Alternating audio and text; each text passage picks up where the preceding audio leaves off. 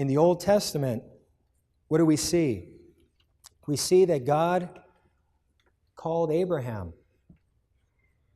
After he created man and man had fallen, God called Abraham.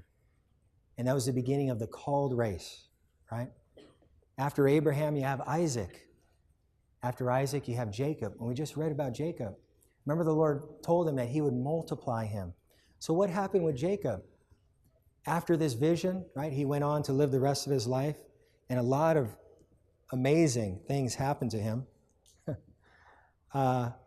He had 12 sons, and these sons became the children of Jacob.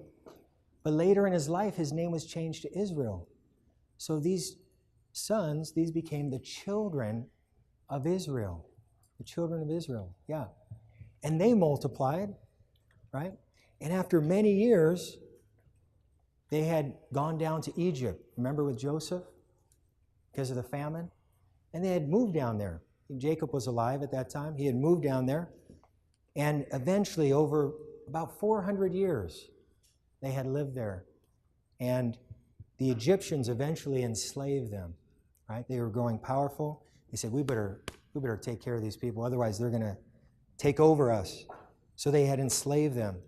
So now what does God have to do? His people are crying out to him, God, save us from this tyranny. So God raises up Moses, right? And Moses comes, and through the Passover, the children of Israel are delivered out of Egypt, right? They pass through the Red Sea. All of Pharaoh's armies are destroyed. And it's very interesting.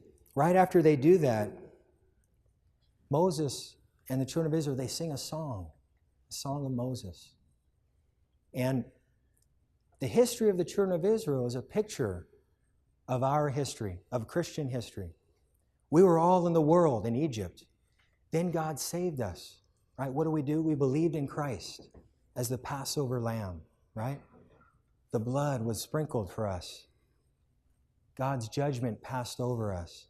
We ate Christ as the lamb. We got out of Egypt, right? Strengthen us to get out of Egypt. Then we passed through the Red Sea, which is baptism. So they sang a song after this happened. And I'd like to read you a few verses of this song. They were praising God for his victory, for his salvation, for many things that he had done. But you know what? In this song, there's also some verses about God's dwelling place. Listen to this. Exodus 15:17. You will bring them in. Let me start with 15:13. In your loving kindness, you have led the people whom you have redeemed, right? Through the Lamb, he redeemed us. You have guided them in your strength. Where? To your holy habitation. Let me tell you, young people, salvation is not the end. Salvation is not the end. God's house is the goal. Don't be satisfied just to be a saved Christian. You have to pray. You have to seek. You have to ask the Lord, Lord, lead me to your holy habitation. Amen. This is the goal of salvation. This is the goal. And Moses prayed about it. Moses sang about it. He says, you have guided them in your strength to your holy habitation. They were still a year away from building the tabernacle. The tabernacle, they were in the wilderness there for a year. After the first year, then they built the tabernacle. And that's where God came to dwell among them. But Moses spoke in faith. You have guided them. We're still right here on the edge of the Red Sea, but you have guided us in your strength to your holy habitation. Wow.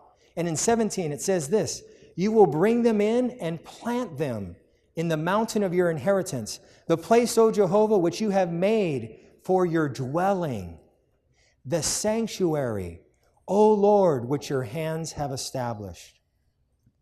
So I hope you can see this.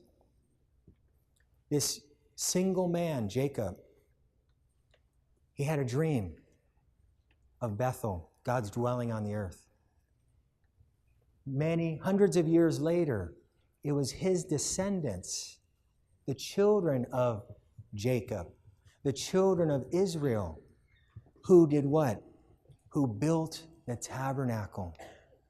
These were the descendants of Jacob. that single man. And now here's his kids and grandkids and great-great-great-grandkids.